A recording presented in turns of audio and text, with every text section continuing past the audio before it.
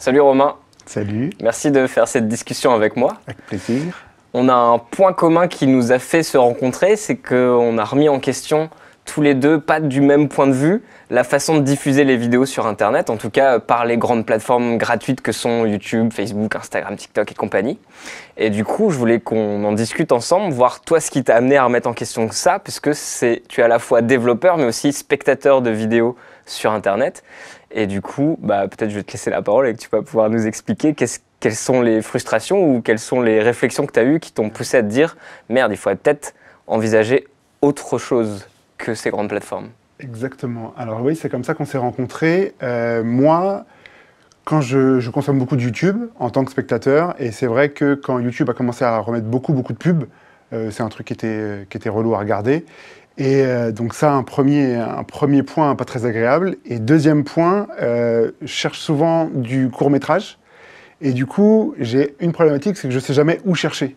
Je voudrais un point d'entrée et où il y a tout un catalogue immense. Ouais. Et en fait, j'aimerais accéder à ça. Et ça partait de cette frustration-là. Sur des Netflix, sur du YouTube, ça peut être compliqué de les trouver.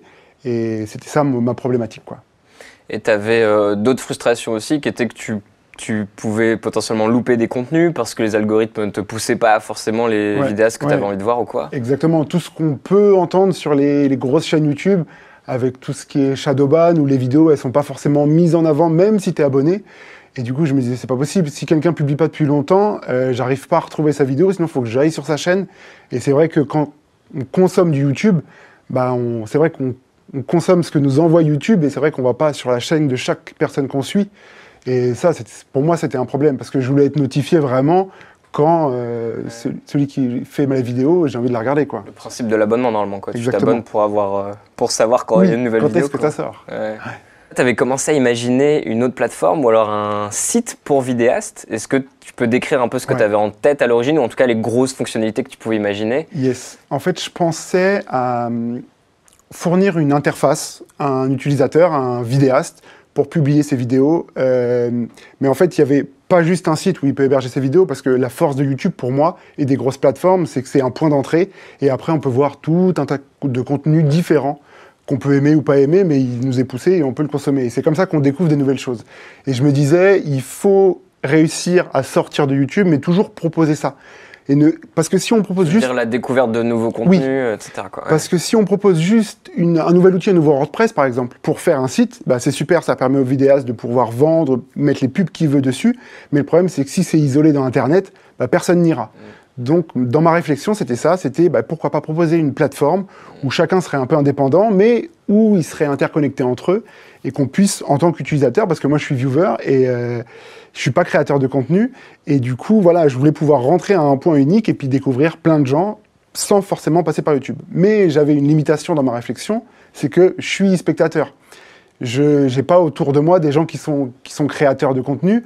Donc c'est là, je voyais un peu la limite. Je me dis, même si moi je développe quelque chose dans mon coin, il faut que j'arrive à toucher des créateurs qui eux-mêmes toucheront des utilisateurs, des viewers. Et c'est comme ça qu'on s'est rencontrés. Mais moi, je pense, dans la réflexion que j'ai eue de la remise en question justement des YouTube et compagnie, il y avait ce projet en effet de faire un autre YouTube, un meilleur YouTube.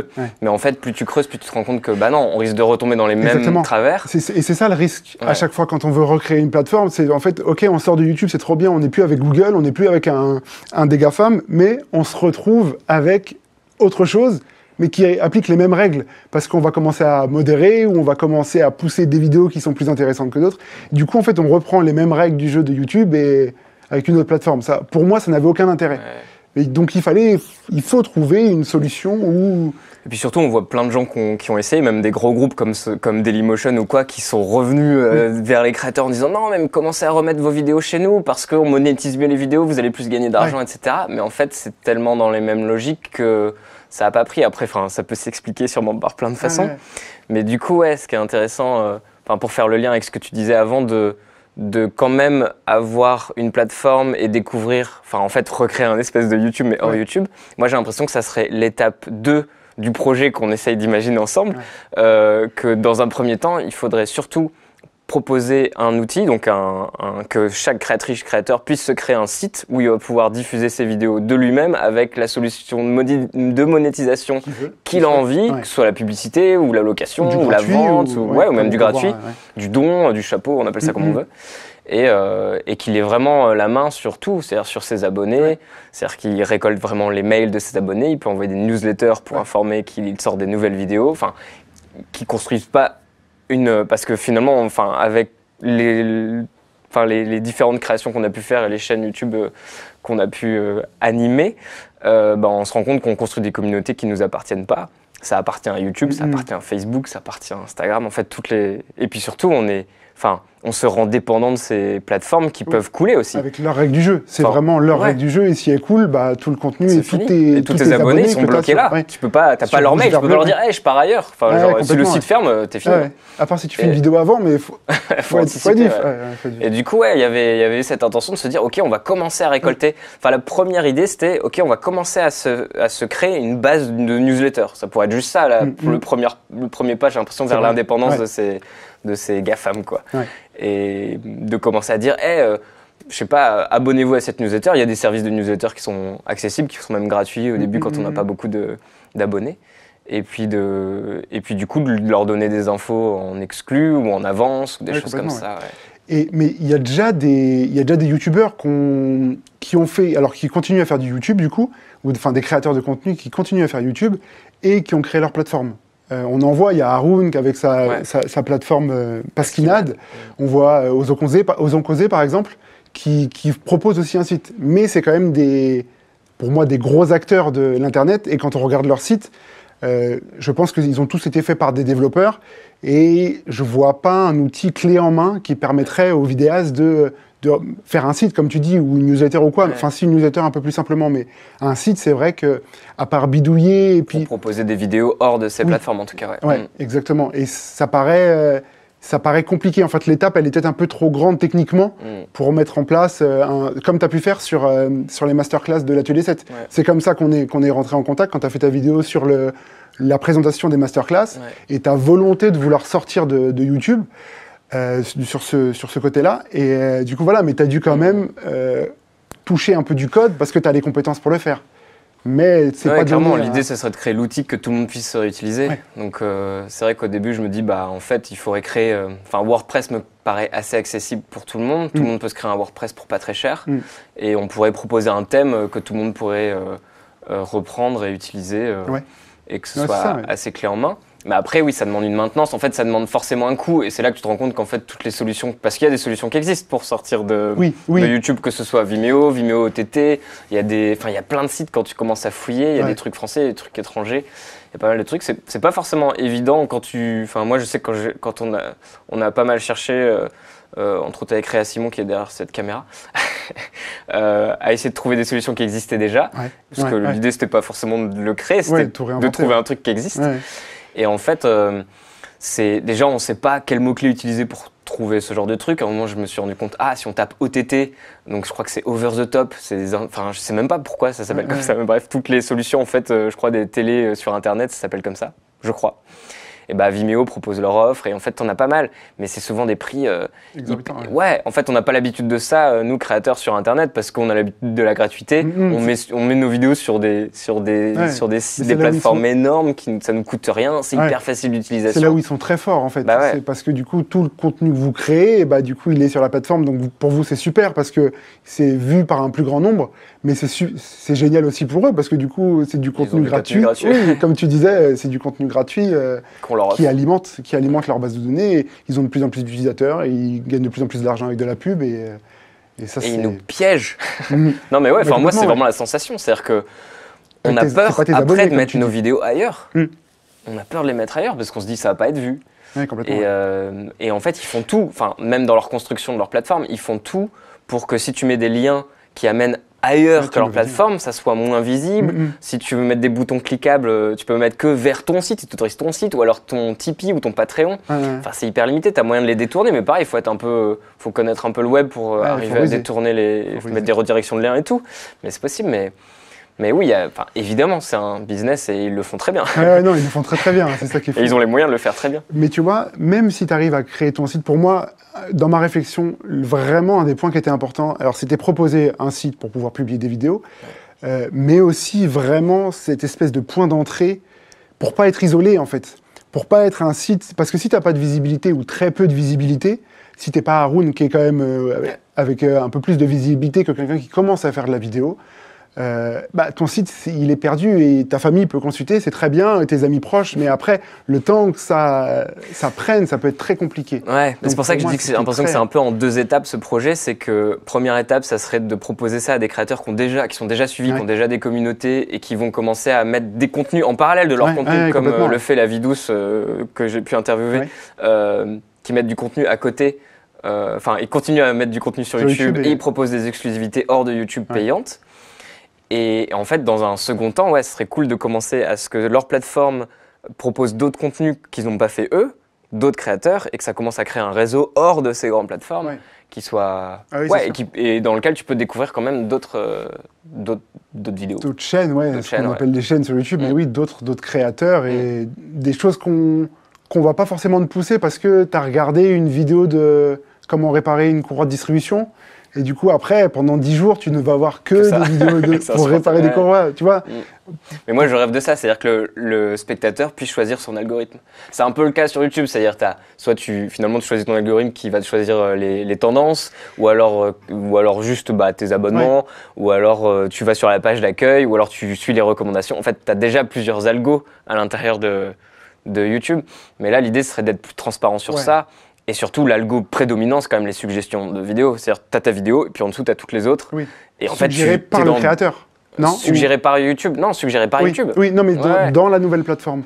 Ah oui. Ce serait quoi le plus intéressant? Ce serait... je sais pas, c'est ça, au choix. En effet, ça laisse plusieurs possibilités. Soit le créateur, en effet, peut conseiller, comme on peut le faire déjà à la fin de nos vidéos, ou alors... en description ou dans les commentaires, mais en vrai on est assez limité pour suggérer d'autres vidéos, ou alors on fait des playlists sur nos chaînes, mais quasi personne va sur la chaîne pour voir s'il y a de nouveaux contenus, quoi. Normalement tu t'es abonné pour que ça arrive dans ton fil d'actualité, quoi. Complètement. Et du coup le créateur pourrait sur son site, en fait toutes les recommandations à droite de ta vidéo seraient plus décidées par YouTube mais par toi créateur, ou alors tu pourrais choisir aussi de te dire non, je veux que ça soit recommandé aléatoirement, parce que je me suis connecté à un catalogue qui recenserait plein d'autres sites de créateurs. Mais tu vois, un des points aussi que sur YouTube qui était un point qui me dérange, enfin qui me dérangeait et qui me dérange, j'aime bien comprendre comment fonctionnent les choses. Et du coup, c'est vrai que ces algorithmes-là, c'est obscur, c'est leur business, c'est avec ça qu'ils font de l'argent, donc ils le gardent. Ils expliquent en gros aux créateurs qu'est-ce qu'il faut faire, les règles de publier fréquemment et tout, mais derrière, on ne sait pas vraiment comment ça fonctionne. Et j'aimerais bien que sur une nouvelle plateforme, en fait, que ce soit clair, qu'on puisse savoir. Alors, les gens joueront avec, mais au moins, on sait, et comme tu dis, pour voir l'échanger, et c'est l'utilisateur qui dit, moi, je veux qu'on me propose du contenu, j'ai regardé des vidéos de changement de courroie de distribution, je veux qu'on me repropose ça tout le temps. Ou je veux autre chose, je veux découvrir des nouvelles choses, je veux faire des choses. Mais j'aimerais bien être vraiment... qu'on m'explique comment ça marche en tant que créateur, en tant que viewer, que spectateur. Et j'imagine, et c'est là où je suis content qu'on ait pu se rencontrer et qu'on puisse échanger avec toi et Réa, c'est que vous avez la vision créateur, et moi je pourrais apporter une vision utilisateur et apporter aussi la partie code, la partie développement. C'est mon métier, donc du coup c'est plus pratique pour moi de fournir cette partie-là, quoi.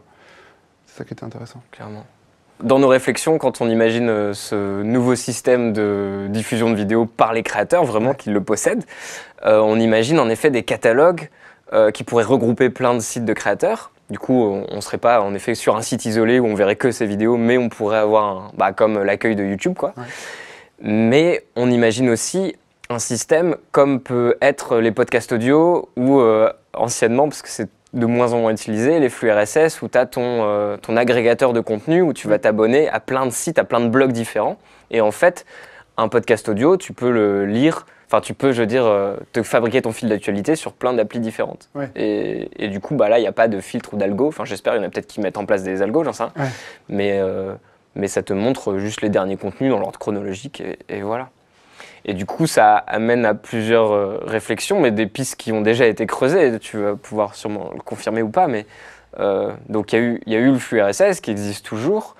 Et depuis plusieurs années maintenant, il y a ActivityPub ou ActivityPub, je sais pas comment on dit, je sais pas si tu sais comment on dit. Non, ActivityPub, ça ActivityPub, on va dire ActivityPub, qui serait un espèce de flux RSS plus 3.0, j'en sais rien. Une interconnexion entre les différents serveurs, entre les différents sites, finalement. Et qui amène à un protocole qui permet en fait de faire un réseau social décentralisé. Donc ce que ça voudrait dire, tu me corriges si je dis de la merde, ça voudrait dire que par exemple si YouTube, Facebook, Twitter et compagnie se mettaient à jour, on va dire, avec ce protocole, on pourrait suivre un compte depuis son compte Twitter, on pourrait suivre un compte YouTube, on pourrait mettre un commentaire sur YouTube, enfin et que ça apparaisse sur le site du et que ça apparaisse quand même sur YouTube, et en fait tout pourrait être relié, on n'aurait plus besoin d'avoir un compte sur chaque site. Mais tu vois, le terme que tu as utilisé, il est bon, c'est protocole. Et protocole standard, ça veut dire que le flux RSS, c'est une norme, et on dit, pour un flux RSS, c'est un fichier XML, donc c'est un fichier avec des balises ouvrantes, fermantes,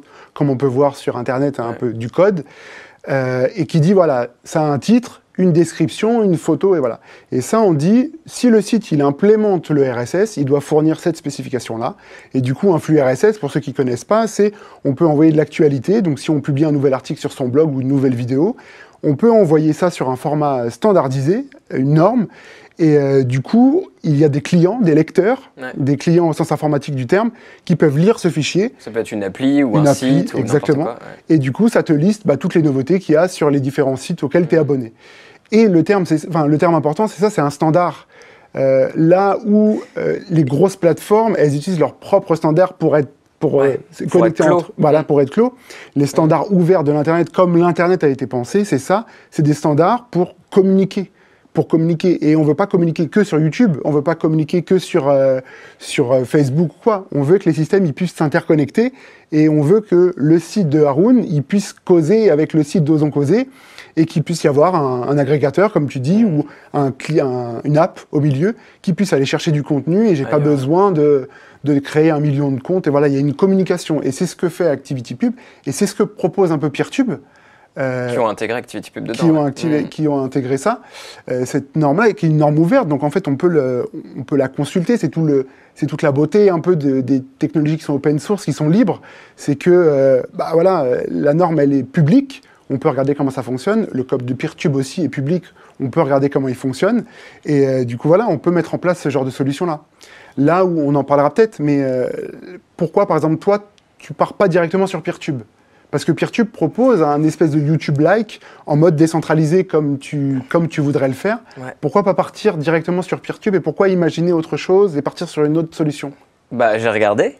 Peertube, c'est très bien, mais le problème, c'est que ça s'adresse vraiment à des développeurs. C'est-à-dire que moi, qui ai quand même des bases un peu dans le web, qui sait construire un site en PHP, qui utilise WordPress, etc., en fait, je n'ai même pas les compétences pour installer moi-même un Peertube, de ce que j'ai compris. C'est vraiment pensé...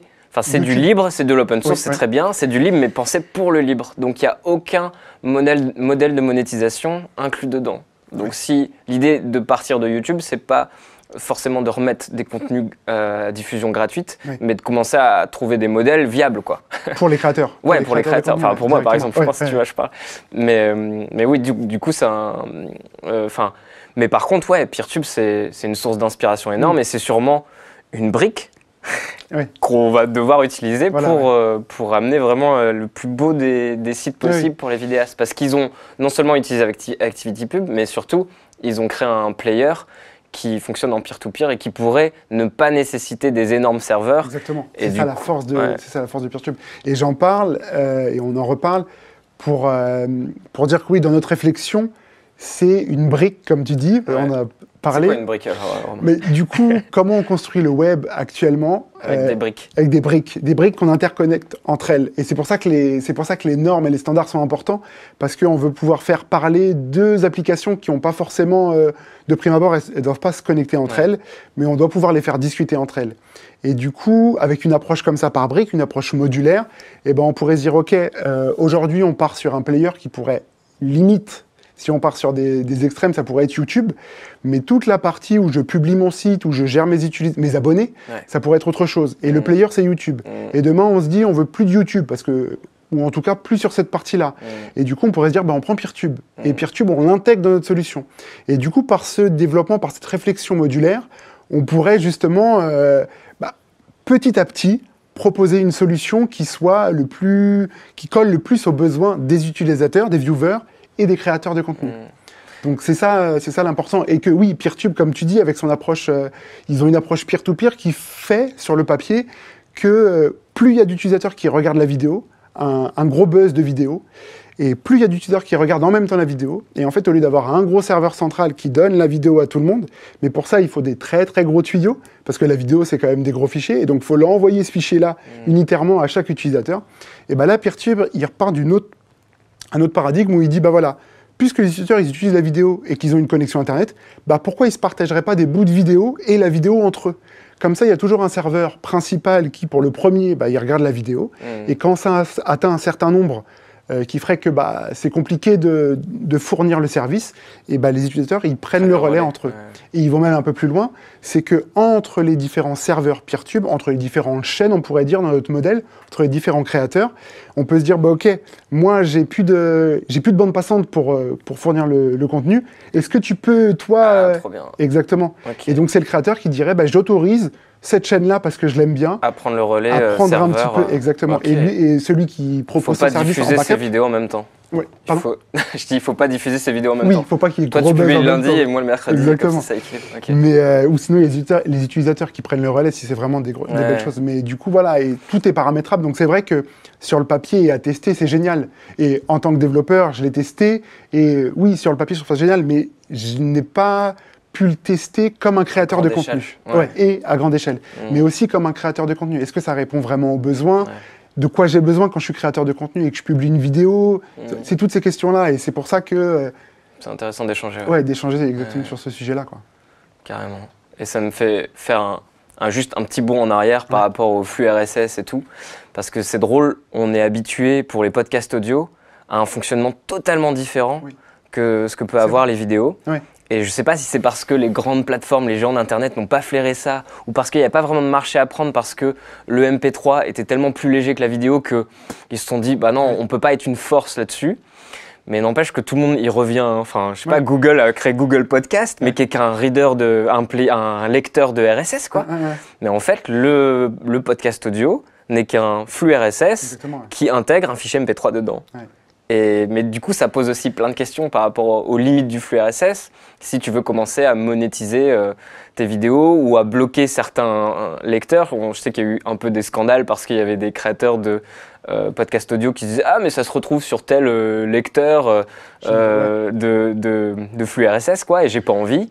Et en fait, le flux RSS ne permet pas... En vrai, tu pourrais sûrement bloquer l'accès à certains domaines et tout de ton XML de RSS, mais c'est pas... quand tu n'es pas développeur, tu sauras pas le faire. C'est pas pensé pour ça. Donc, c'est pas pensé pour ça. Mais tu vois, là où Spotify a pris un peu ce pli-là, je pense qu'il a vu que les podcasts audio avaient une certaine... que ça plaisait beaucoup aux gens. Parce que du coup, ça, pour moi, sur Spotify, il n'y a pas de flux RSS.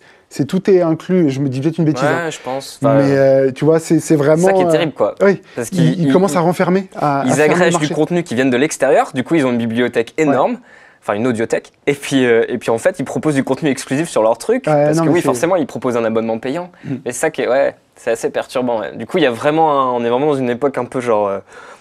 c'est un peu bâtard. Mais du coup, moi, je me dis même ce site qui pourrait exister pour créateurs ne pourrait... En fait, c'est les mêmes problématiques que tu produises de l'audio, de la vidéo, même du texte, même des photos. Des photos, Instagram et tout. Et en fait, ça pourrait être déclinable à l'infini. Les problématiques, quand on suit un peu les youtubeurs, les gros youtubeurs, on voit que il y en a beaucoup qui parlent du shadowban, j'ai sorti une vidéo, mais toute mon audience n'a pas été notifiée. On entend beaucoup parler de ça. Et du coup, cette problématique-là de shadowban, on la voit aussi sur Insta. Sur Insta, dans des stories, on va suivre et dire « Est-ce que vous avez vu ma publication ?» Non. Pourquoi ? Parce que l'algorithme ne l'a pas mise en avant. Et en fait, les problématiques dont on discute sur ce monopole et on ne sait pas trop comment ça fonctionne et on joue avec les règles du jeu de la plateforme. Mais du coup, c'est sur toutes les plateformes comme ça qui centralisent un peu les Twitter, les YouTube, et Instagram. C'est pareil, ça fonctionne un peu de la même manière. Peut-être un tout petit peu moins Twitter, mais voilà, on joue avec leurs règles du jeu. Et dans la réflexion aussi, je me suis dit, mais c'est marrant c'est peut-être une vision de développeur, mais c'est marrant de se plaindre, de jouer avec ces règles du jeu-là, Après, je vais jusqu'au bout de ma réflexion, mais c'est marrant de se plaindre alors qu'on a choisi cette plateforme-là. Ouais. Je veux dire, personne nous a forcé à y aller. Alors, je peux comprendre la logique derrière, c'est parce que c'est là où sont tous les gens. Donc, on y va pour avoir de la visibilité. Mais du coup, je trouve ça dommage. On pourrait... C'est là où... Enfin, j'espère qu'on avancera loin ensemble, c'est que on peut proposer des choses. Techniquement, tout est possible. On peut tout faire techniquement. Donc, pourquoi pas proposer quelque chose qui soit vraiment ouvert? On n'a pas parlé de ça, mais il faudrait que la solution, pour moi, dans mon idée, elle soit aussi open source, aussi libre. Bien sûr, ouais. Pour que si d'autres personnes veulent... Si demain, on n'est plus là, ou le projet ne nous intéresse plus, ou on meurt... Qu'on puisse prendre le relais. Voilà, que quelqu'un puisse prendre le relais. Alors, pour ça, il faut une communauté, mais... Voilà, tout le code, j'espère en tout cas, et on en a déjà parlé, donc je sais que ce sera le cas, mais tout le code qu'on va produire, il sera publié et il sera documenté pour que quelqu'un puisse reprendre derrière si nous, ou si la communauté décide que c'est pas la bonne direction. Exactement. Sûr, si un jour on est en mode Startup Nation et qu'on veut commencer à faire de l'argent beaucoup trop, et que les gens ils disent mais c'est pas ça le projet de départ, donc pour vous nous avez roulé. Bah non, et je pense que ça se tirerait une balle dans le pied de partir dans cette direction, parce que ça serait à l'encontre de justement on sera en train de reproduire un système d'ubérisation comme les YouTube en fait. Enfin si tu prends un peu de recul, YouTube c'est l'ubérisation de la production vidéo. Enfin j'ai rarement entendu ce mot-là pour ça, mais j'aime bien l'utiliser parce que ça rend clair les choses. Il y a vraiment... Enfin, Uber est arrivé pour les taxis en mettant des prix hyper bas et en créant des auto-entrepreneurs conducteurs, quoi. Et du coup, ils cassent le marché. Et bah, YouTube a fait pareil. C'est-à-dire, ils ont arrivé avec leur régie publicitaire qu'ils ont cassé les prix pour choper le marché d'Internet. Et puis, ils ont rendu les producteurs de vidéos auto-entrepreneurs et ils sont sous-payés. Et du coup, ils pètent le marché, pareil. Et comme auto-entrepreneur, parfois c'est bien. Parfois c'est pratique. Tu as besoin de faire de l'argent rapidement sur une période simplement, entre guillemets. Bah c'est trop bien, mais du coup... Mais c'était pas les pratiques du marché qui étaient... Après, ça veut pas dire qu'il faut forcément rester dans ce qui existait déjà, mais il y avait il y avait des solutions qui étaient viables pour beaucoup de monde, et du coup, forcément, ça relance les dés, quoi. Ouais, complètement. Mais ouais, pour revenir juste sur l'ubérisation, c'est vrai que je suis pas sûr d'avoir déjà entendu le terme pour YouTube, mais c'est vrai que quand tu le dis, et plus toi, comme t'es créateur, tu le vois, et c'est vrai, dans ta vidéo des masterclass où tu présentes rapidement le projet, tu dis ça, tu dis, mais vous donnez votre contenu en fait. Alors oui, vous avez un petit peu de revenus avec la publicité, mais si t'es pas un gros qui fait des millions de vues chaque semaine, j'imagine que l'argent que tu gagnes, c'est pas non plus mirobolant, quoi. Mais c'est chaud parce que c'est biaisé dans le sens où à chaque fois qu'on va parler de cette pratique de mettre ses contenus sur Internet, on va dire grâce à YouTube, voilà. Mais en fait, c'est grâce à Internet avant tout. Alors ok, c'est les serveurs de Google, de YouTube et tout qui te permettent d'accéder au contenu. Mais en fait, c'est surtout Internet qui nous met en relation et qui nous permet d'accéder au contenu. Et du coup, j'ai l'impression que rien que ça nous limite dans les possibles. Et en effet, comme tu disais, on est beaucoup en réaction à dire hey, « soyez sympa avec nous », alors que comme tu dis, on pourrait partir ailleurs. Mais en fait, il n'y a pas vraiment de solution alternative. Ou alors, on prendrait un risque parce que on a été éduqués, et même YouTube, ils sont très bons, je trouve, parce que ils ont tout un truc derrière YouTube où ils apprennent aux créateurs à performer sur YouTube. Sur l'algorithme. Et eux, ils ont accès aussi à toutes les stats, donc ils savent que, je sais pas, sur ta miniature, si tu fais telle chose ou telle chose, tu auras plus de chance. Si tu publies une fois par semaine au moins, ou un peu plus, c'est encore mieux. Qu'il faut essayer d'engager le spectateur sur tes vidéos. Alors, ça peut être des règles qui paraissent universelles sur Internet, c'est-à-dire l'engagement et tout, qui sont pas propres à YouTube. Mais n'empêche que il y a un peu, ils utilisent, je trouve, vachement ce biais-là pour te dire non, mais nous, on est complètement neutre, notre algo, il est là que pour satisfaire le spectateur. Mais en vrai, quand tu creuses, moi, je suis spectateur sur YouTube, en effet, je me retrouve, pareil, j'ai cherché les courroies, et j'étais coincé, j'ai pas cherché ça, mais j'ai été coincé, c'est hyper intéressant, d'ailleurs, tu te recrées un compte YouTube, et on te propose pas du tout la même chose. Ah non, et du coup, tu vas découvrir un autre YouTube. C'est fou. C'est vrai, il faudrait plusieurs comptes comme ça. Plusieurs comptes suivant les jours. Tu te recrées un compte et tu commences à regarder un type de vidéo et tu vas voir que il va te conseiller que ça et tout. Et après, tu vas commencer à regarder d'autres et là, ça va s'élargir un peu, mais putain, les bulles que ça crée. Et un autre biais que j'ai entendu récemment, là, j'écoutais Les Artisans de Demain, qui est une chaîne de voyage où c'est un couple qui voyage autour du monde en véhicule aménagé. Et du coup, eux, ils avaient aussi cette problématique de la performance. En fait, YouTube pousse, et alors ça c'est une question plus pour toi créateur, mais j'ai entendu que YouTube poussait à la performance, du style il faut sortir une vidéo assez régulièrement, et plus tu sors régulièrement, plus elle va être poussée à ton audience. Si tu fais une pause, les vacances ou quoi, et bah du coup il y a il y a du mou. Il y a et de la baisse. Ça reprend. Ça, tu ouais, bien sûr. ressenti Mais ça même, j'ai été au Frames Festival, qui est un festival de youtubeurs, et ça m'emmerde de dire ça parce que j'aimerais qu'on arrête de dire youtubeurs. On n'est pas des employés de YouTube. On est des auto-entrepreneurs, si on veut. On est des vidéastes, on est des producteurs de vidéos, des réalisateurs, des auteurs. Et d'ailleurs, on publie pas que exclusivement sur YouTube. Voilà. Et en fait, il y avait YouTube qui était présent parce qu'ils sont partenaires. Et il y a une conférence, je sais plus comment elle était intitulée, mais sur...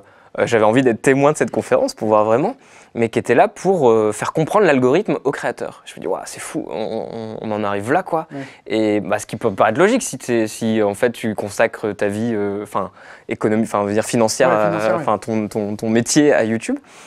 T'as intérêt à savoir comment ça marche. Mais en effet, ils te disent oui, il faut publier régulièrement.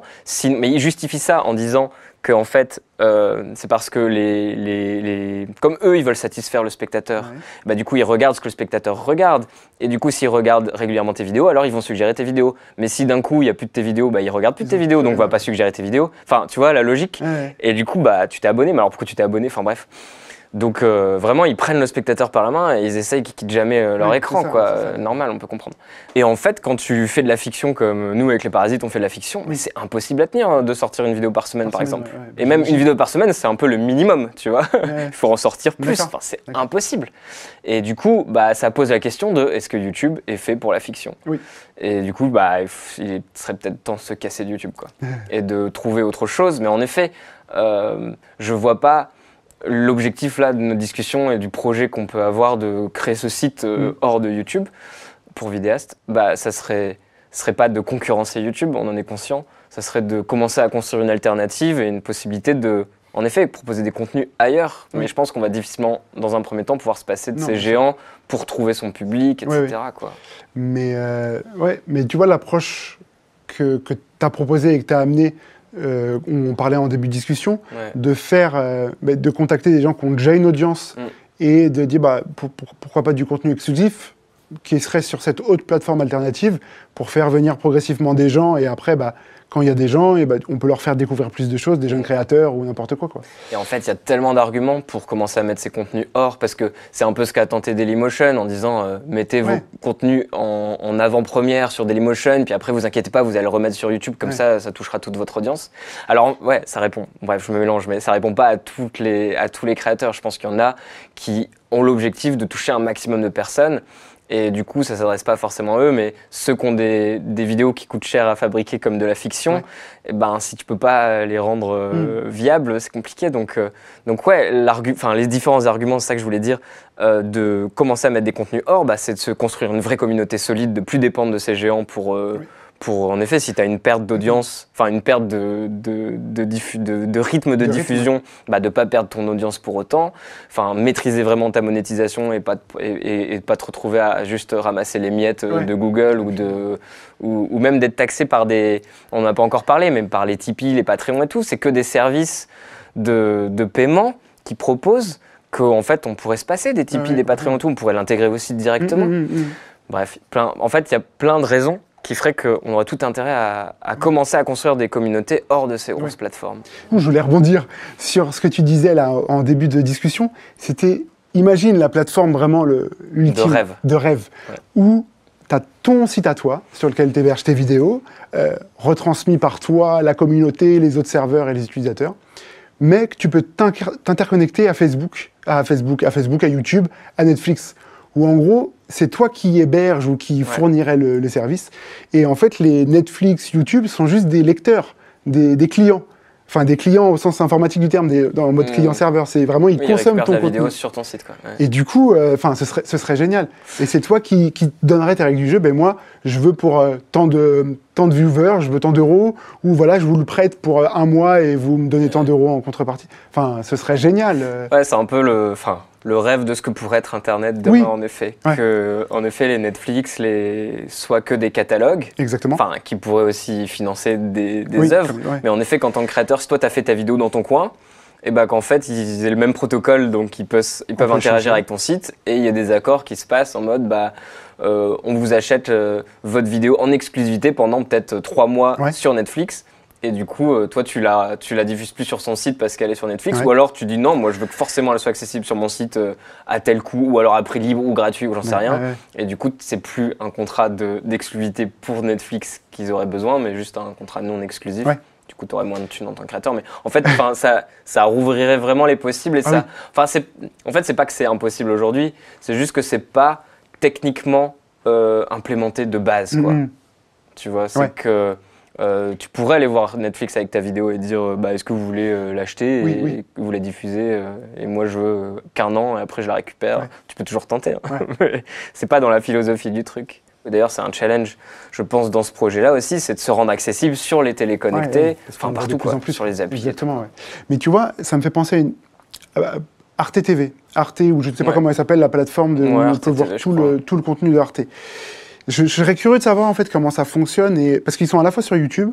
Alors je sais pas s'ils mettent tout leur contenu, mais moi j'ai déjà regardé plusieurs documentaires sur YouTube. Et en vrai, je suis rarement allé sur la plateforme Arte TV, mais j'y suis allé quelques fois. Et je serais curieux de savoir au niveau, je sais pas, modèle économique, ou combien de gens regardent sur YouTube, combien de gens regardent sur Arte. Si tu pouvais... Ils mettent pas leur nombre de vues, hein, je crois, sur leur site-ci. Je crois pas. Ils ont. Je serais curieux de savoir. Je crois qu'ils font des coups ils disent pendant un mois ça va être disponible gratuitement sur YouTube et après et même sur leur plateforme ils ont pendant un mois ça va être disponible sur notre plateforme gratuitement ou pas ou si vous êtes abonné ou pas. Donc ils ont plein de façons de distribuer leur contenu, mais c'est un peu je pense c'est un peu aussi qu'on fait partie d'une génération on s'est fait happer par ces géants sans connaître le milieu, en fait, sans connaître le business qu'est la vidéo, enfin l'industrie même du cinéma, de la télévision et tout. Et en fait, on a l'impression, je pense que les créateurs ont très vite compris que ça suffirait pas de se rémunérer juste avec la publicité que propose Google, mais qu'il fallait vendre des produits dérivés, il fallait faire des placements de produits dans les vidéos, devenant même, moi, ce qu'on appelle aujourd'hui des influenceurs, influenceuses, mais en fait, c'est des hommes et femmes sandwich, comme on voit dans la rue avec des... Mais c'est terrible, mais ça devient, quand ça va à l'extrême, en fait, c'est pas cool. Mais tout ça pour dire que, en fait, on est un peu... on a redécouvert qu'en fait, une vidéo, ça coûtait cher à faire et qu'il fallait diversifier ses sources de revenus. Et en fait, la production cinéma, télévisuelle et tout, c'est la même chose. C'est pas qu'un seul... Sauf avec les grandes plateformes à la Netflix et tout, où là, ils sont capables, eux, parce qu'ils ont tellement d'abonnés et tout, bam, ils mettent tout l'argent pour produire une œuvre. Mais sinon, c'est de l'argent d'une télé qui va avoir la diffusion... pendant 1 an ou 2 ans ou j'en sais rien, tout est différent. Hein. Imaginons, je sais pas, TF1 qui a l'exclusivité pendant 1 an d'un tel programme, ensuite ça va se retrouver sur France 2, ensuite sur Gulli, tu vois, j'en sais rien, mais il y a toute une économie comme ça. Après, il va y avoir les ventes des DVD, des Blu-ray, j'en sais rien. Après, ça va se retourner aussi les ventes à l'international, c'est-à-dire que les programmes sont traduits, donc c'est vendu à l'international, après il y a des remakes, après il y a des suites, et en fait, tout ça fait qu'un projet est viable économiquement.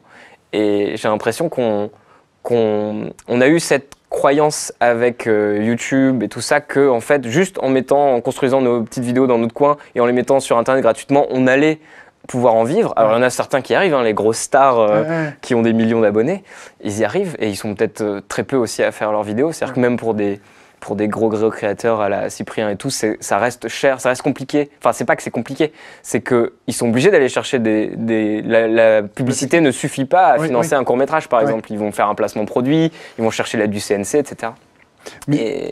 Et du coup, c'est intéressant aussi je pense que ça demande aussi un travail d'éducation de tous ces jeunes créateurs, créatrices qui s'embarquent sur Internet, qu'en fait, c'est un métier aussi de savoir produire et financer ses œuvres. Mais tu vois, parce que là, j'ai l'impression en tant que spectateur, quand je regarde des vidéos YouTube et quand ils expliquent ce genre de choses, qu'au bout d'un moment, donc au début, ils font un peu des petites vidéos dans leur coin, donc ça va très bien. Et après, ça veut se professionnaliser, ce qui est trop bien, parce que du coup, la qualité de l'image change, le son change, tout. On gagne, en fait, nous, en tant que spectateurs, on regarde ça et on kiffe de plus en plus. Mais du coup, à chaque fois, ils disent la même chose, c'est que ça coûte cher. Acheter de nouveaux appareils, de nouveaux objectifs, de la lumière, des micros, ça coûte cher. C'est les salaires, en vrai, qui coûtent le plus cher. Les salaires, se payer, en fait, tout simplement. En plus, et payer les gens avec qui on travaille. Mais du coup, et à chaque fois... c'est plus difficilement avouable, mais c'est normal que tout travaille. C'est vrai, il faut bien qu'ils ne peuvent pas vivre juste en rendant les gens heureux. Ce serait bien, mais c'est pas possible, quoi. Mais du coup, après, ils ont tous un peu la même réflexion, c'est qu'ils ouvrent des Patreons et tout, des Tipeee, mais c'est très bien. Hein. Moi, je milite pas contre ça, pas du tout. Mais du coup, on voit que pour gagner de l'argent, sur YouTube en tout cas, ou sur ces plateformes-là, il faut différentes sources de revenus. Mais du coup, comment ça se passe pour les films? Parce qu'on voit pas de placement de produits ici dans les films. Bah, si, on voit pas de... dans les grosses productions hollywoodiennes, t'as des montres qui sont placées, des bagnoles, enfin t'as plein de trucs. Hein, ah, oui. Ah, c'est peut-être plus... Enfin, moins... Comment dire? Moins voyant, genre, moins achète, c'est trop cool. Oui, achète ce produit débilant. C'est moins home sandwich, quoi. Ok, ouais. Non, c'est ça. Mais du coup, oui. C'est des financements. Oui, c'est d'autres styles de financement, finalement. Mais c'est pareil. C'est pas qu'un seul, comme tu dis, qui va mettre... Ou c'est rare, en tout cas, les gens qui mettent tous les sous sur la table. Ouais, il y a que et les après, Netflix tu lances ta ou les production. Amazon et tout qui veulent vraiment une exclusivité de leur programme, machin. Okay. Mais il y a plein de films, en fait, qui sont à la base... et puis on en voit des programmes qui sont à la base prévus pour une chaîne de télé et puis au final qui sont rachetés par Netflix derrière et du coup, ça vient finir le financement du projet s'il n'avait pas été complété, etc. Ok, c'est comme ça que ça donc, fonctionne. ou alors, ouais, enfin... Donc ouais, il y a plein le financement est multiple. Il y a plein de façons de réfléchir son financement. Mais oui, moi j'adorerais aussi dans l'ultime du truc que ça soit un peu plus transparent sur tout ça. C'est-à-dire qu'en effet, on se rend pas compte de combien ça coûte de faire un projet. Et en fait, parce qu'on se rend pas compte du nombre de personnes qui travaillent sur les projets. Rien que là, on est 1, 2, 3, 4 hors en plus de nous. C'est fou. Donc, enfin, et bon, après, on a voulu faire les choses en grand et tout, on se la pète, bref. Mais on aurait pu faire aussi plus petit, et juste avec un smartphone, ça aurait été aussi bien, peut-être. Mais oui, je sais même plus ce que je voulais dire. Non, mais oui, c'est un coût. Ouais, tout ça, et du coup, d'avoir une transparence sur ce coût. Ah oui. Et donc, d'avoir une œuvre, parce qu'en fait, une œuvre, des fois... c'est-à-dire il y a des gens qui ont pris des risques dessus ou qui ont avancé de l'argent, que ce soit les télés, etc. Même si les télés, en vrai, se remboursent assez facilement parce qu'elles ont un flux constant qui fait que s'il y a une œuvre qui marche moins bien, c'est pas grave, ça s'égalise. C'est tellement des gros acteurs qu'ils peuvent prendre des risques. Mais ouais, si nous... Mais en effet, d'être transparent sur ça, une œuvre a fini de rembourser tous les financiers qui ont mis de l'argent. Et après, alors, qu'est-ce que ça devient l'argent? Où va l'argent? Et d'être transparent là-dessus. Moi, j'adorerais qu'il y ait des films qui soient distribués à prix libre, qu'on tente des expériences comme ça. Et c'est ce que pourrait permettre un site hors de ces grosses plateformes. En vrai, là, c'est une hypothèse et c'est un sentiment, donc c'est pas vraiment intéressant, mais on voit l'essor des plateformes de crowdfunding, où on voit, voilà, on a ce budget-là, on pourrait faire ça, et il y a beaucoup de campagnes, enfin ça marche très très bien ce genre de campagne. Moi je pense, je suis persuadé que quand on explique aux gens et quand on leur présente les choses et qu'on leur dit ben voilà ça coûte ça et il nous faudrait ce film-là pour faire un film, pour faire quelque chose, pour faire tous les projets que vous faites, ben ça a un coût et voilà le coût. Ben, on vous donne le coût et c'est le coût vraiment incompressible quoi. Il faut payer les gens, la cantine, il faut payer tout ça et quand on sait ça, ben, moi personnellement en tant que spectateur, j'ai plus de facilité à donner parce que je comprends ce qui se passe et je sais que pour la cantine, il faudra tant et c'est important de bien manger. Alors du coup, hop, on met ce genre de... après, on a plein d'exemples de campagnes de crowdfunding pour des courts-métrages et tout qui échouent parce que on n'a pas l'habitude de payer aussi pour voir des fictions courtes. J'ai l'impression qu'on a tellement habitué aussi les gens à regarder la télé gratuitement, quasi gratuitement, et à regarder YouTube gratuitement. Que du coup, c'est compliqué. Mais je pense que certains créateurs qui sont beaucoup suivis peuvent se permettre de faire ce genre de choses. Et ça m'amène aussi à un point sur l'idée qu'on ne connaît pas finalement, qu'on n'est pas très professionnalisé encore sur Internet par rapport aux algorithmes et tout. Au fait que aujourd'hui, chaque nouvelle œuvre, même d'un grand réal connu, il va y avoir une tonne de publicité, même d'un film comme Dune, tu vois, ils vont mettre un budget monstre pour faire connaître au public qu'il y a ça qui sort. Et ça, on a l'impression que nous, d'avoir construit une base de fans, va suffire à ce que ça soit vu. Mais en fait, on en oublie que même hors de ça, en fait, c'est la croyance, l'espoir qu'on a eu en construisant des énormes bases de fans. Mais si on avait des newsletters, peut-être que ça serait un peu plus vrai. Et au final, on nous a un peu piégés dans l'ancien monde où on doit continuer de limite acheter des espaces publicitaires en ligne et tout pour dire on sort un nouveau truc, soyez au courant. Et en fait, c'est ce qu'il faudrait faire. Nous, sur les Parasites, ça fait hyper longtemps qu'on n'a pas sorti de fiction. Si on en ressort une, il va falloir faire de la com autour. Et on a un peu compris ça, qu'il fallait chercher aussi les journaux qui parlent de nous, etc. Donc en fait, c'est... Mais tu vois, à réfléchir... C'est un métier. Mais à réfléchir... c'est plein de métiers, en fait. À réfléchir à un genre de plateforme et les plateformes idéales, la plateforme idéale, en tant que spectateur et en tant que créateur... En fait, il y a plein de questions, on en a déjà un peu parlé dans des discussions passées, mais il y a plein de questions qui viennent. C'est comment... qu'est-ce qu'on autorise ou pas sur la plateforme, il y a plein d'autres questions en fait. Et là, c'est peut-être pas intéressant d'en parler là maintenant, ça pourra faire l'objet d'autres trucs. Si, il y a plein d'ouvertures, même par rapport au piratage et tout, parce que c'est souvent des questions aussi qu'on peut. Enfin, moi, quand j'en discute, de dire bah ouais, mais dans ce cas-là, les vidéos. Enfin, c'est-à-dire que tu vas même sur la recréation du player. Ouais. Mais là, l'idée, c'est pas de réinventer tout. Et je crois que tu es le mieux placé pour en parler. Il y a plein d'outils qui existent déjà, comme ActivityPub. Par exemple, on va pas réinventer ActivityPub, comme PeerTube, on va pas réinventer PeerTube. Il y a déjà plein de gens qui ont bossé sur plein de trucs. En fait, tous les outils, c'est ça qui est fou, c'est que tous les outils existent déjà. Ouais. Il suffit d'un développeur pour tout mettre ensemble. Non, mais c'est ça, en fait, et c'est comme ça, je pense que c'est là où on a bien matché quand on a discuté ensemble. C'est que si on repart de zéro, vraiment, on part d'une feuille blanche ou d'un bloc-notes blanc avec rien dedans et on recode tout à la main.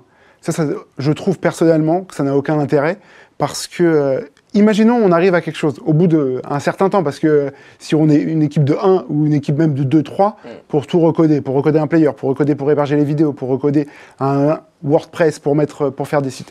On recode tout ça. On arrive à une solution. On est content, ça tient à peu près la route.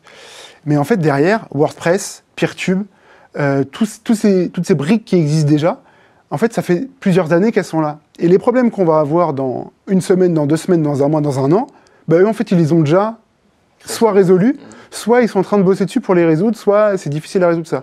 Donc en fait, on va réinventer la roue, on va faire moins bien qu'eux qui sont là depuis plusieurs années, j'en suis persuadé. Donc du coup, l'intérêt avec ce qu'on voudrait faire, c'est de prendre des briques qui existent et les interconnecter entre eux, et fournir quelque chose clé en main au créateur et à l'utilisateur, pour que voilà, le créateur, en un clic, il a sa plateforme, il a juste à uploader ses vidéos et à écrire sa bonne description, son bon titre, et l'utilisateur, il installe l'application, ou les applications à voir, et il accède au contenu. Mais voilà, pas réinventer, parce que du coup, le temps qu'on perd, l'énergie à faire quelque chose de moins bien, enfin, pour un développeur, c'est frustrant, il y a des millions de choses qui existent, autant les prendre, les réutiliser, les brancher entre elles, trouver des protocoles standardisés qui puissent permettre la communication entre les briques, et voilà, et on a gagné, entre guillemets, à moindre frais, j'ai envie de dire. Donc voilà, oui, en tout cas, c'est ce qu'on a envie de pousser. Et à un moment, évidemment, il va falloir quand même rémunérer aussi les développeurs qui bossent sur ce projet. Et du coup, on imagine, il y a le crowdfunding qui existe, mais il y a aussi des institutions qui pourraient nous aider. Donc ça sera la prochaine étape où il faudra aller chercher aussi des fonds. Je dis ça aussi pour que ceux qui nous écoutent se disent, à un moment, on pourra soutenir le projet financièrement peut-être. Et même les créateurs. Mais en fait, ce qui est génial avec ce projet, enfin que je trouve génial avec ce projet, c'est que c'est vraiment un projet de démonopolisation et qui peut intéresser plein d'acteurs qui existent déjà et qui... Enfin que ce soit les hébergeurs de contenu, enfin les hébergeurs web, je veux dire, les développeurs, les designers, en fait tous les métiers qui sont concentrés aujourd'hui sur juste Google, Facebook, machin. Et là, ça pourrait... ça ouvre. Plein de gens pourraient être intéressés. Et puis techniquement, c'est génial. Techniquement, il y a moyen de faire quelque chose de vraiment propre sur une architecture modulaire ou vraiment ces petits modules, ces petites briques dont on parlait là. C'est ça. Il y a vraiment besoin, on peut s'éclater quoi. Vraiment, et que chaque site développe les outils dont il a besoin par rapport à ses vidéos. Par exemple, moi je suis frustré que sur YouTube on puisse pas mettre plusieurs pistes audio, c'est-à-dire une piste VF, une piste VO. Tu vois, ça y a pas par exemple. Peut-être qu'un jour ils le feront, mais en fait t'es obligé d'attendre qu'ils le fassent. Alors que là tu pourrais, si t'as la thune, financer, payer un développeur qui te le fait pour toi. Et puis une fois que ça a été créé, ça puisse être proposé aux autres. À tout le monde, ça pourrait aller beaucoup plus vite. Et celui qui le veut pas, il le prend pas, mais du coup ça fait partie du package ou ça fait partie. Ah non, ce serait tu vois c'est typiquement ce genre de problématique. Moi en tant que spectateur, j'avais pas pensé. Alors un peu en tant que développeur, mais en tant que spectateur, je m'étais jamais dit comment on fait sur YouTube pour mettre 2 pistes audio. Tu vois, c'est pas quelque chose qui me. Tu une autre vidéo. Enfin, je pense, sauf si quelqu'un a la technique, mais où tu mets gauche et droite. En stéréo, tu mets à gauche, tu dis éteignez votre enceinte gauche. Ça serait fou. Ça peut créer une... mais il y a... Après, la question aussi quand je peux parler de ce projet à l'extérieur, la crainte, c'est beaucoup... déjà, c'est de penser qu'on va concurrencer ces grosses plateformes, alors qu'évidemment, je pense qu'on est lucide là-dessus, non. Et aussi qu'il ne faut pas oublier le spectateur. Mais c'est ça que je trouve hyper intéressant, c'est que toi, t'es spectateur à la base, alors t'es développeur aussi, mais que du coup, on est très conscient que ce qu'il va falloir créer doit être hyper user-friendly, comme on dit, hyper facile d'utilisation. Et ça, c'est une des priorités absolues, quoi. Mais pour ça, pareil, pour moi, on n'a pas à réinventer quoi que ce soit. on a à copier ce qui existe déjà, les outils que les gens ont l'habitude d'utiliser. Ouais, voilà. C'est ça. En vrai, quand on regarde comment évoluent les technologies ou comment évoluent les inventions, c'est une petite brique qu'on rajoute à chaque fois. Et on copie, on rajoute quelque chose, on rajoute une fonctionnalité, on rajoute quelque chose qui rende... Mais en vrai, en termes d'expérience utilisateur, alors ça peut être frustrant sur certains points, mais YouTube est très bien, Netflix est très bien. Enfin, oui, le modèle économique, oui, il y a des choses qui sont pas bonnes. Mais et ça se voit, tout le monde se copie, que ce soit les Insta et tout. Oui, non, mais c'est ça. Enfin, dès qu'il y a une nouvelle fonctionnalité, tout le monde la prend. Exactement, les stories, enfin, ce genre de choses, les reels, tout c'est identique. Mais c'est pas grave. Enfin, ça participe à la création, ça participe aux inventions. Non, oui, je suis complètement. Tu vois, c'est là où on se retrouve. C'est que il faut pas. Pour moi, il faut pas partir en disant que tout est mal, on va tout refaire bien. Ouais, c'est pas vrai. Moi, ce que je trouve aussi frustrant avec toutes ces plateformes, c'est que en fait, donc ça te permet de trouver un public, mais alors pour trouver ton public, il faut jouer avec les règles de la plateforme. Et du coup, chaque plateforme a un peu son format, de par déjà le format, on va dire, vertical, horizontal, carré, machin, de par les algos qui peuvent être différents, de par la durée des vidéos. Et en fait, tu dois en tant que créateur, t'es contraint par ces contraintes. Pour toucher ta première audience, en fait, tes premiers spectateurs. Alors que sur ton site perso, tu fais ce que tu veux. Il n'y a pas ces contraintes-là. Tu inventes ton format. Et en fait, pour moi, c'est aussi, un des gros arguments pour pousser cette initiative, c'est que ça va libérer la créativité encore plus. Là, j'ai l'impression que les contenus sont formatés un peu tous de la même manière, parce que dès qu'on comprend qu'un truc fonctionne, on se copie tous, machin. Et là, ça pourrait rouvrir les possibles. Mais tu vois, là où je trouve que c'est intéressant aussi intellectuellement, c'est que pourquoi ils ont fait comme ça? Pourquoi ils poussent à un formatage? Parce que je me dis que l'utilisateur, le viewer, il aime ce genre de choses. Quelque chose de familier, Du coup, l'habitude. Et c'est peut-être un truc où on sera confronté à ça. Comment proposer du contenu si c'est vraiment... Enfin, tu vois, mais ça sera des contraintes. À... Pour moi, ce sera des choses que le créateur devra se poser comme question. Mais c'est plus un dieu Google de décider voilà ce qui marche, tu vois. D'accord, ok. Et du coup, pour moi, ça libère ça. Mais oui, dans l'initiative qu'on porte, l'idée c'est pas la performance, c'est l'alternative. Oui, c'est l'alternative. Voilà. Mais tu vois, il y a aussi l'autre penchant où En tout cas, pour le démarrage. Après, il y a des gens qui pourront essayer de performer dessus, évidemment, et tant mieux. Parce que tu vois, il y aura des pratiques qui seront répliquées, etc. Pour que ça marche, il faut qu'il y ait un max de monde. Et comment on fait pour qu'il y ait un max de monde? Enfin, tu vois, après, c'est fait de la pub. On achète des pubs sur Google, sur YouTube.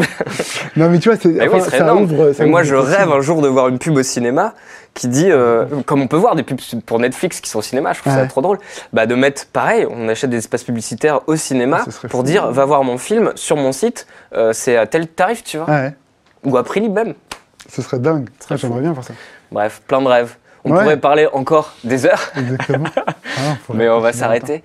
Merci en tout cas, Romain, pour cette discussion qui, j'espère, aura nourri des réflexions dans la tête de ceux qui auraient écouté. Et n'hésitez pas, si jamais vous avez des dons, si vous êtes développeur, si vous voulez nous aider dans le projet, vous êtes évidemment les bienvenus. Donc voilà, écrivez-nous.